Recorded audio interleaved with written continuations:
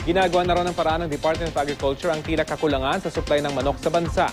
May ulat on the spot si Sherry Ann Torres. She?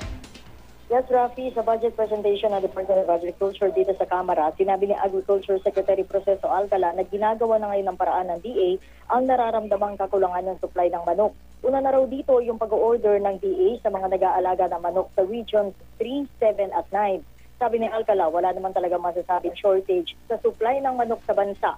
Nagkaroon lang daw ng problema sa distribution chain sanhi ng Bagyong Glenda. Paniniyak ni Alcala, pansamantala lang naman ang nararanasan ito at magbabalik na rin sa normal ang lahat. Sabi naman Rafi ni Agriculture Undersecretary Jose Riaño, sa pagitan ng end of September at early October pa raw mararamdaman ang normalisasyon ng supply sa manok sa merkado.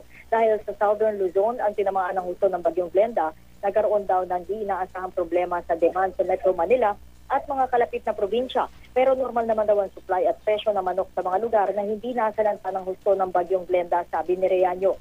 Sa ngayon, Rafi, sabi ni Riaño, nagsimula na mag-alaga ng panibagong batch ng manok ang mga taga-Southern Luzon at iba pang lugar na tinamaan ng Bagyong Glenda. Dito sa Kamara, patuloy pa rin na dinidinig ang pagdinig sa hinihingi ng budget na sa 2015 ng Department of Agriculture. Yan muna latest mula dito sa Kamara. Balik sa'yo, Rafi. Maraming salamat, Sherry Ann Torres.